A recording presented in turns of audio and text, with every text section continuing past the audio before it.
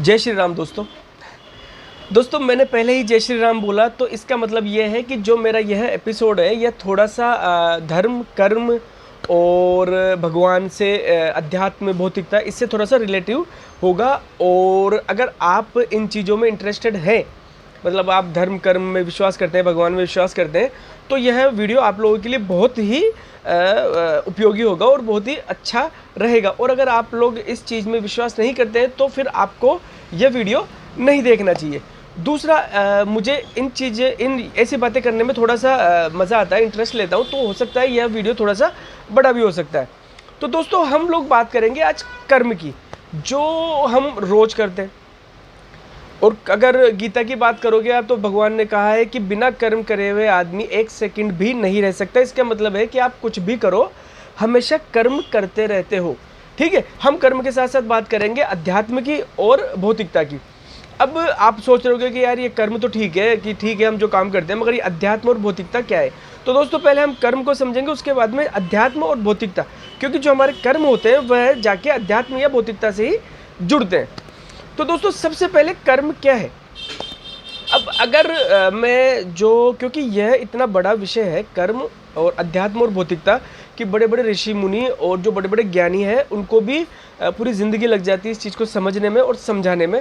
तो मैं आज देखो भोलेनाथ कितनी मदद करते हैं और कितनी सरस्वती जी साथ देती है। मैं आपको यह जो भी चीज़ है वह बहुत ही आसान शब्दों में जो आपको समझ सके और मैं भी अच्छी तरह से समझा पाऊँ तो उसकी कोशिश करूँगा। क्योंकि जो अगर किताबी भाषा बात करें तो वह बहुत कठिन है। जैसे गीता, जो भगवत गीता है, अगर आप पढ़ोगे तो ऐसा कोई पैदा ही नहीं हुआ कि जो कम से कम 5 बार गीता को पढ़ ले और वह उसके समझ में आ जाए।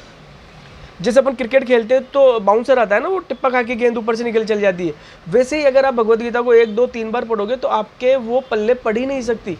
और अगर कोई कह रहा है कि मैंने भगवत गीता को समझ लिया तो वह झूठ बोलता है, क्योंकि भगवत गीता इतनी गहरी चीज़ें लिखी हुई है उसके अंदर, वो समझना आसान नहीं है।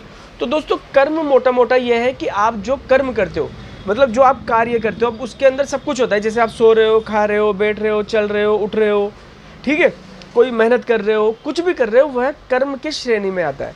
तो बिना कर्म करे हुए, तभी भगवान कहते हैं कि बिना कर्म किए हुए तो आप एक पल भी नहीं रह सकते हो। अब कर्म क्या है और कर्म किन श्रेणियों में आता है और उनका जो फल मिलता है, सभी बोलते हैं कि भाई अच्छा करोगे तो अच्छा मिलेगा, बुरा करोगे बुरा करोगे, अच्छा कर्म किया करो, बुरा कर्म किया करो। अब ये अच्छे कर्म और बुरे कर्म ये कौन डिसाइड करेगा, कैसे डिसाइड होते हैं कि आपके कर्म अच्छे हैं या बुरे हैं। अब एक छोटा से उदाहरण से मैं आपको चालू करूंगा कि सपोज करो कि आप कहीं पर गए, ठीक है, किसी जंगल वंगल में गए या कहीं पर रेगिस्तान वगैरह में आप चले गए और आपको बहुत प्यास लग रही है। तो अब आपने वहाँ पर देखा कि यार कोई बोरिंग है, ठीक है, उस जंगल के अंदर कोई बोरिंग है, तो आपने देखा कि यार मुझे पानी पीना है। अब आप वहाँ पर गए और आपने बोरिंग चलाया और आपने एक बाल्टी पानी भरा। अब उसमें से आधा पानी आपने पी लिया और आधा पानी आपने अपनी बोतल में डाल लिया, ठीक है, और वहाँ से चले गए आप। तो यह भी एक कर्म है जो आपने अपने लिए किया। दूसरा कि आप कहीं जंगल में गए वहीं पर और आपके साथ कोई आपके पिताजी बैठे हुए हैं और आपके पिताजी ने बोला कि बेटे जा मेरे लिए पानी भर के लेके आ जा। अब आपने वही कर्म किया, गए, बोरिंग चलाया, बाल्टी में पानी लेके आए और अपने पिताजी को पिला दिया, ये भी कर्म है, ठीक है। और फिर वहाँ से चले गए, बचा हुआ पानी आपने बोतल में डाला और चले गए। अब एक ये है कि सब आप वहाँ पर गए और आपने बोरिंग चलाया, पानी पिया, मगर जो आधी बाल्टी पानी बचा तो आपने वहाँ पर देखा कि एक मटका है और वहाँ पर वो पानी, बचा हुआ पानी उस मटके में भर दिया और वो मटका भर दिया आपने ये सोचा कि यार कोई आएगा यहाँ पर तो उसको आसानी से पानी अवेलेबल हो जाएगा। तो जो पहला कर्म है वह आपने अपने लिए किया, तो उसका आपको कोई भी प्रॉफिट या कोई भी अच्छा फल नहीं मिलेगा। दूसरा कर्म आपने अपने पिताजी के लिए किया, तो वह आपने कर्म तो किसी और के लिए किया मगर वह स्वार्थ के लिए किया। समझ गए आप, मतलब आपने भले ही अपने पिताजी के लिए कर्म किया हो मगर किया तो स्वार्थ के लिए ही ना, कि अपने पिताजी का आपने क्या बोलते प्यास बुझाने के लिए आप पानी लेके आए, तो उसमें स्वार्थ नहीं था, तो उसका आपको थोड़ा बहुत फल तो मिलेगा मगर उतना नहीं मिलेगा। तीसरा कर्म, जब आप गए और आपने बोरिंग चलाया और पानी निकाला तो आपने अपनी प्यास तो बुझा ली मगर आपने बाकी का पानी उस मटके के अंदर डाल के आ गए और आप खुद के साथ नहीं लेके गए, तो यह कर्म आपने आधा तो अपने लिए किया और आधा कर्म आपने किसी और के लिए किया, किसी और के फायदे के लिए किया, तो इसका आपको उच्च फल मिलेगा। मगर अब इसमें भी एक ये है कि अगर आपने ये जो कर्म किया वो पानी बाल्टी का उस मटके में डालने का काम है, वह आपने इस हिसाब से किया है कि साहब ये दिमाग में सोच के कि यार मैं इसका भर लूँगा और कोई आएगा और उसको पानी पी लेगा, तो यहाँ तक तो आपने सही सोचा। मगर आपके दिमाग में अगर ये है कि यार मैं ये कर्म करके चलता हूँ, मैं किसी और के लिए पानी भर देता हूँ, कोई पिएगा तो वो मुझे दुआएं देगा, तो यह आपका स्वार्थ का कर्म हो गया। तो इसके मायने अलग है, क्योंकि आपका जो कर्म है ना वो आप किस इंटेंशन से करते हो वह डिपेंड करता है कि आपको उस कर्म का फल मिलेगा कि नहीं मिलेगा। क्योंकि भगवान ये कहते हैं कि तुझे कर्म करने का तो हक है, मगर कर्म के फल का सोचना और उसके बारे में यह करना कि वह फल मुझे मिलेगा और उसका फल मुझे ऐसे मिलेगा, वो तेरे को हक नहीं है। तो हमारे कर्म बेसिकली तीन तरीके के में बांटे जाते हैं। तो अब मैं आपको मोटे मोटे बताता हूँ कि जो हमारा कर्म होता है, क्या होता है कि एक कर्म ये इस टाइप से होता है कि जो आप अपने लिए करते हो, ठीक है, वह कर्म निहायती वो आपके लिए कर्म है, भले आप वो कुछ भी करो वह आपको कभी भी फल नहीं देगा। एक कर्म होता है सीधा सीधा किसी और के लिए कर्म करना, जैसे आपने कोई मेहनत की, आपने कोई कुछ भी किया, वो आपने किसी दूसरे की खुशी के लिए या किसी दूसरे को खुश करने के लिए किया हो, या किसी को दूसरे को पेट भरने के लिए कोई कर्म किया हो, तो वह कर्मफल उच्च कर्मफल की श्रेणी में आता है। मगर इसमें दो चीज़ें हैं। अब आपने ये मान लो कि आप कोई भूखा है और आपने उसको रोटी खिला दी, ठीक है, अब आपने किसी और को खाना खिलाया, तो अब आपको उसका फल तो मिलना ही मिलना है। मगर क्या होगा कि आपने एक तो बिल्कुल निष्फल होके, मतलब कि अरे यार भूखा है, आपने उसको रोटी खिलाई और आप वहाँ से गए और आप भूल गए, मतलब आपके दिमाग में वो चीज़ ही नहीं है कि मैंने किसी को खाना खिलाया, तो उसका आपको उच्च फल मिलेगा, ठीक है, इससे अच्छा उच्च फल कुछ नहीं हो सकता, ठीक। मगर अगर कोई भूखा है और आपने ये सोचा कि यार अगर मैं इसको भूखे को रोटी खिलाऊंगा ना तो भगवान मुझसे खुश होंगे और मुझे भगवान फल देंगे, तो उस फल का जो कर्म का फल तो मिलेगा आपको, मगर वो उच्च फल नहीं मिलेगा। ऐसे ही अगर आप उद्देश्य को दिमाग में रखकर कोई कर्म करते हो, कोई अच्छा कर्म भी करते हो, तो उसका उचित लाभ आपको नहीं मिलता।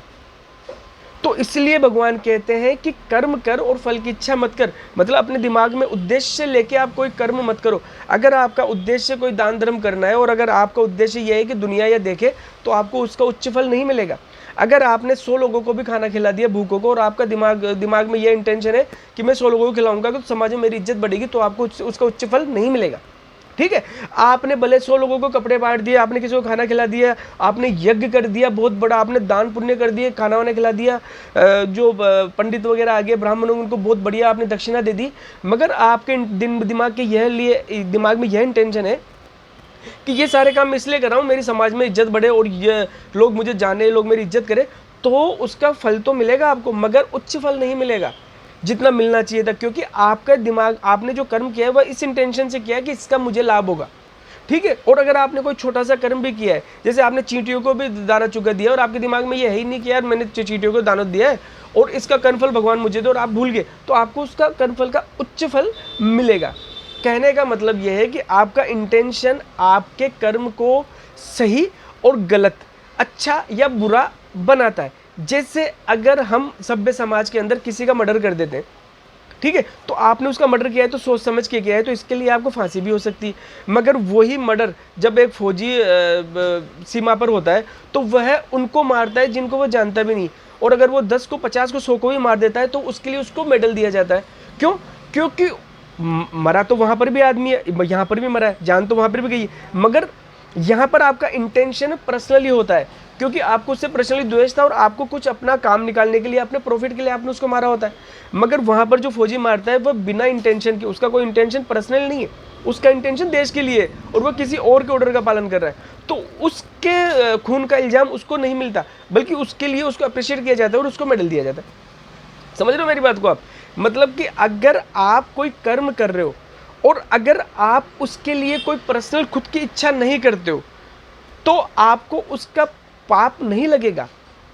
अगर आप किसी और के लिए कर्म कर रहे हो और अगर जो कर्म आप अपने लिए कर रहे हो, भले वो अच्छा ही क्यों ना हो, भले आपने यज्ञ करवाया, किसी को दान पुण्य भी कर दिया, तो वह आपके लिए उतना अच्छा साबित नहीं होगा जितना कि बिना फल की इच्छा के साबित होता है। तो दोस्तों यह है कर्म। अब हम दूसरी चीज़ आते हैं, जो इसको अब कर्म फल, अब यही चीज़ हो गया कि अब आगे कर्म का क्या। अब ये किससे जुड़ता है? भौतिकता से और आध्यात्मिकता से। ठीक है, अब भौतिकता का मतलब अगर आपने किसी ने अर्थशास्त्र पढ़ी हो तो उसमें भौतिक चीज़ें होती है। भौतिक चीज़ें क्या? जिससे ये सांसारिक जिससे हमें सांसारिक सुख प्राप्त होता है, यह भौतिकता है। भौतिकता जैसे कि क्या, आपने खाना खाया और मगर आपने 50 तरीके के व्यंजन खाए, मिठाइयाँ खाई, तो वो क्या है? भौतिकता है। आपको आनंद आएगा, आपकी जीभ को स्वाद आएगा। ठीक है, आपको गर्मी लग रही है, आपने एसी चलाया, तो वह भौतिक है, वो आपको सुख दे रहा है एसी। ठीक है, और आपने गर्मी लग रही है, आपने ठंडा पानी पिया। ठीक, आप बहुत बड़े घर में रहते हो, आपके मतलब सारी चीज़ सुख सुविधाएं, आपका बहुत बड़ी अच्छी गाड़ियाँ हैं आपके पास, तो ये भौतिकता है।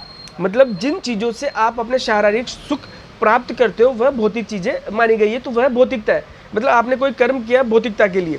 ठीक है, जैसे आपने कोई मेहनत की और इस इंटेंशन से किया कि यार इससे तो मुझे ये लाभ होगा, मुझे पैसे मिलेंगे, ठीक है, इससे मैं कार खरीदूंगा तो मुझे ये होगा, तो यह भौतिकता के लिए काम है। और एक होता है अध्यात्म। अध्यात्म में सबसे पहले तो मैं बता दूं कि अध्यात्म के लेवल पे जाना बहुत बहुत मुश्किल काम है। ये जो पैदा हुए हैं उनमें से कोई विरला ही, कोई करोड़ों अरबों में से कोई एक आदमी अध्यात्म के लेवल पर जाता है। ठीक है, क्योंकि अध्यात्म के लेवल पे जाना बहुत मुश्किल काम है। अध्यात्म के लेवल की मुश्किल काम यह है कि आपको अध्यात्म में आप तभी रह सकते हो, आप एक तो इस पूरी जो भी ये दुनिया है इससे आप दूर हो जाओ, आप अकेले थकेले रहते हो, आपको किसी से कोई मतलब नहीं है। ठीक है, आपको किसी चीज़ से कोई सुख नहीं है। ठीक है, आपके अगर कोई घर में कोई मर गया तो आपको कोई फ़र्क नहीं पड़ता, कोई पैदा हो गया तो कोई फ़र्क नहीं होता, किसी की शादी हो गई तो कोई फ़र्क नहीं हुआ, आपको खाना मिल गया तो भी कोई फ़र्क नहीं है, नहीं मिला तो भी कोई फ़र्क नहीं है। ठीक है, आपके सामने कोई सोना रख देगा और पत्थर रख देगा तो वो दोनों आपके लिए बराबर है। आपको कोई चाह नहीं है, मतलब आपको कोई चाह नहीं है, आपको ना अच्छा दिखना है, ना खाना है अच्छा, ना रहना है अच्छा, आपको जो मिल गया आप उसमें खुश हो, आप बिल्कुल अध्यात्म में लीन हो। मतलब आप, अध्यात्म का मतलब होता है कि जब आप अपने आप को जान जाते हो कि आप क्या हो। अब आप अपने आप को जान जाते हो कि मतलब ये शरीर की बात नहीं कर रहा, मैं आत्मा की बात कर रहा हूँ, जो परमात्मा का अंश होती है। जब आप उसकी खोज में होते हो कि आप, अब क्या है, जैसे हमारा शरीर है, मरना सब ने, ठीक है, शरीर तो खत्म हो जाएगा, तो आप ये थोड़ी हो जो दिख रहा है, ये तो जाने आपने कितने बार ले लिया अलग अलग। जब भी आप जन्म में होते हो तो आपको ऐसा शरीर मिलता है। तो अध्यात्म का मतलब होता है कि परमात्मा से आत्मा का मिलन। इसका मतलब है कि हम सब इस जो परमात्मा है उसी के अंश है। हमारे के अंदर जो है, जो जीव है, जो चेतना है, वह कभी खत्म नहीं होती, तो वह परमात्मा का ही एक अंश है। तो जो अध्यात्म के जो मेन चीज़ है वह यह खोज करना होता है कि हमारी जो ये आत्मा है अंदर, वह परमात्मा से कैसे मिल सकती है और इस जन्म मरण के चक्रव्यूह से मुक्ति मिल जाए। ठीक है, तो उसके लिए अध्यात्म की खोज होती है, अध्यात्म में जीवन जिया जाता है। तो जब आप अध्यात्म में चले जाते हो तो आपके लिए इस दुनिया का कोई भी सुख कोई मायने नहीं रखता। ठीक है, भौतिकता में आप जो भी काम करते हो वह सुख के लिए करते हो। ठीक है, अध्यात्म में सुख का कोई लेना देना नहीं है। भौतिकता में आप जो भी करते हो वह इज्जत के लिए करते हो, क्योंकि भौतिकता की जो सबसे बड़ी चीज़ है वह है इज्जत। इज्जत के लिए आप कुछ भी कर सकते हो भौतिकता के अंदर।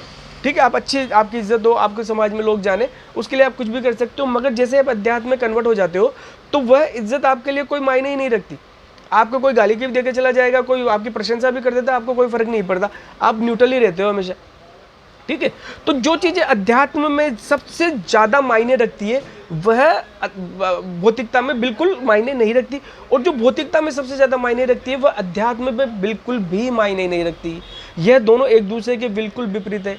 तो हम लोग जो जीवन जीते हैं वह भौतिकता में जीवन जीते हैं, मगर अब इसके अंदर भी हम लोगों को जो भौतिकता में हम जो कर्म करते हैं, तो अधिकतर आप जो कर्म करें भौतिकता में, क्योंकि हमको सब कुछ क्या है, जैसे आज मैं यहाँ पर बैठा हूँ तो मैं भौतिकता के लिए कि मैं, ठीक है, कमाई होगी, मैं काम करूँगा, पैसा आएगा, मैं अपने बच्चों को अच्छी परवरिश दे पाऊँगा, अच्छा खाना वाना खिला के पाऊँगा, अच्छी तरह से रख पाऊँगा। हर किसी का यही इंटेंशन होता है। ठीक है, कि भाई मैं ज़्यादा कमाऊँ तो अच्छी गाड़ी लूँगा, अच्छा घर में रहूँगा। तो हम लोग जो भी करते हैं वो भौतिकता के लिए ही करते हैं। तो ये भौतिकता का जीवन है। इसमें इज्जत, अपना, मेरा पति, मेरा बच्चा, मेरा पिताजी, मेरी मम्मी, मेरी बीवी, इसमें सब कुछ मेरा ही होता है, मेरे लिए, मैंने क्या किया। भौतिकता में जो सबसे मेन इशू है वो है मेरा, मुझे क्या मिला, मेरा क्या है, मेरे पिता को क्या मिला, मेरे बच्चों को क्या मिला, सब कुछ इसी के लिए करते हैं। अध्यात्म में ना कोई मेरा ना तेरा, यहाँ पर कोई कुछ नहीं। यहाँ पर तो सिर्फ होता है कि आप एक आत्मा हो और आपको कोई फर्क नहीं पड़ता कि आपका शरीर कैसा हो गया, आपके कोई सगे संगति मर गए, या कोई मर गया, 50 मर गए, 100 मर गए, 1000 मर गए, आपको कोई फर्क नहीं पड़ता। किसी की जन्म और मृत्यु से आपको फर्क नहीं पड़ता, किसी की अच्छाई और बुराई से आपको फर्क नहीं पड़ता, सुख और दुख से आपको फर्क नहीं पड़ता। अंधेरा है तो आपको कोई फर्क नहीं है, रोशनी हो गई तो भी आपको कोई फर्क नहीं है। सर्दी आ गई तो भी आपको कोई फ़र्क नहीं है, गर्मी आ गई तो भी आपको कोई फ़र्क नहीं है। मतलब आपको किसी भी चीज़ से कभी कोई फ़र्क ही ना पड़े, वह अध्यात्म का सुपर लेवल है। वहाँ पर पहुँचना लगभग लगभग बहुत विरला ही कोई पहुँच पाता है।